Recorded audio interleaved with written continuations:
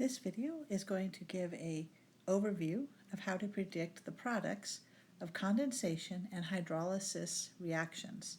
Condensation and hydrolysis are two opposite reactions, so if you know one reactant and product, you know the other reactant and product because they are opposites of each other. This video will overview what you can predict for the major types of organic chemical reactions known as condensation and hydrolysis. The last two types of organic reactions that we'll be talking about, predicting products for, is condensation and hydrolysis. And I like to do them together because they really are opposites of each other. So when you know one, you know that it goes the other direction. It's called the other one. So we're going to look at condensation. Condensation is a reaction in which two small molecules combine to form one larger molecule, and they eliminate one water molecule. So in ours, we're going to be looking for that to identify it as, hey, water's being produced. That's a good sign that you had a condensation reaction. And then the other thing is to stick the two particles together, and I'll show you how we do that in the next few pages. Then we have hydrolysis reactions. Now hydrolysis is the opposite, where in this case you're going to add water to it, and it's going to cut the two particles into two pieces. So it's breaking down a large molecule by adding water to it and making it into two smaller molecules.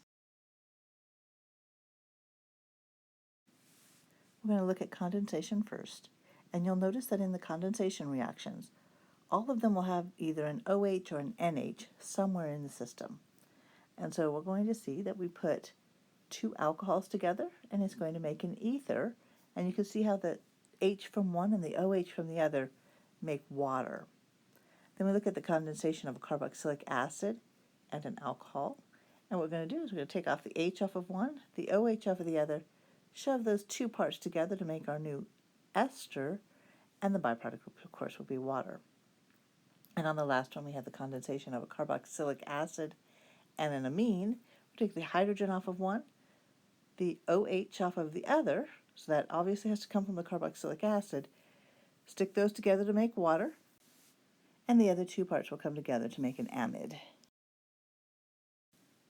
So we'll look at condensation of two alcohols first. When we do this, again, we're going to take the hydrogen off of one side, the OH off of the other side, and just shove those two groups together, and we get our ether. For example, we can see ethanol. We're going to put that with methanol. We take this OH, and off the other side, we're going to take off an H. We're going to shove those two parts together, and we get an ether. In this case, it's got an ethyl group and a methyl group, and we have water on the other part. Now let's look at the condensation of a carboxylic acid with an alcohol. It's going to make an ester and water. And so we see that in this case I have ethanoic acid and ethanol. We're going to shove those two together. We're going to take the H off of one side, the OH off of the other one, and we're going to put the two parts together. The H and the OH are going to make water, and whatever's left over is going to be your ester. And in this case, we have an ethanoate and an ethyl. So we have an ethyl ethanoate as our product, and that is an ester. And our last condensation is going to be taking a carboxylic acid and an amine to form an amide and water. And again, condensation always makes water. We're going to start with ethanoic acid and methylamine. So when we put these two together, we take our OH and our H from the other side, and they make water. And then we're going to shove those together where the hydrogen was coming off of the nitrogen, and we attach it to the carbon that had the OH. We put those together, and we get an amide. And in this case, we have a methyl group attached to a nitrogen on the amide, so this is methyl ethanamide. And since the methyl group is attached to the nitrogen, this is N-methyl ethanamide. And the other product is, of course, water, as we expect in all condensation reactions. Now we can look at the hydrolysis reactions, and again, these are the opposite of the condensation reactions. So we're going to add water to an ether, and we're going to get two alcohols. When we add water to an ester, we get a carboxylic acid and an alcohol. And when we add water to an amide, we get a carboxylic acid and an amine. Again, the exact opposite of a condensation reaction. So we'll start by looking at the hydrolysis of an ether to make two alcohols. Looking at our ether, we see that there's an oxygen in the middle. What we're going to do is we're going to take that oxygen, we're going to add a hydrogen to it, and on the other side we're going to add the OH. So we'll have an OH on both sides when we're done. And you can see this in our methoxy ether. We're going to add water to it by adding the H onto the oxygen that's already there and putting the OH on the other half. And that will give us ethanol and methanol. So now we'll look at the hydrolysis of an ester to make a carboxylic acid and an alcohol. Here we see that we have ethyl ethanoate. We're going to add water to it.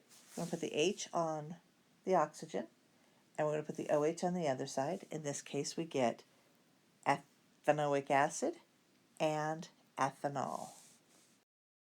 And our last one is the hydrolysis of an amide to form a carboxylic acid and an amine. This one's a little bit trickier because you have to know where to put the H and the OH. So in this case, we're going to put the H on the nitrogen, leaving the OH on the other group. Okay, so let's look at that. We're going to make sure that we have it in the right order. In this case, we have a methyl ethanamide.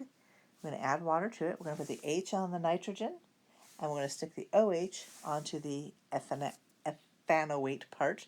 We end up with ethanoic acid and aminomethane. Now recall that for each of these, what you need to know is not so much what the name of the product is specifically, but the generalization. So we know that in condensation reactions, two alcohols gives an ether and water. A carboxylic acid and an alcohol should produce a ester plus water, and a carboxylic acid and an amine should give us an amide plus water. Notice that in condensation, we're taking the hydrogen off of one side, the OH off of the other side, squishing the two organic parts together to make the final product. We should have the final product plus water because we've taken H and OH off of it. In hydrolysis, we're doing the opposite. Notice that we're placing the water in right wherever the heteroatom is. So the oxygen or the nitrogen is. We're putting H on one side, OH on the other side. Remember, in the case of nitrogen, it matters because we need to make sure that the hydrogen goes on to the nitrogen, or you get something weird, some NOH thing that you don't know about. So we don't want to do that. We want to make sure that the hydrogen goes on the nitrogen and on the oxygen in the other ones, and then we put an OH on the other side and you get your products. Again, you only need to know the classes of compounds in these predictions. You do not need to know the names. And we know that for hydrolysis of an ether, we get two alcohols. For hydrolysis of an ester, we get a carboxylic acid and an alcohol. And for the hydrolysis of an amide, we get a carboxylic acid and an amine.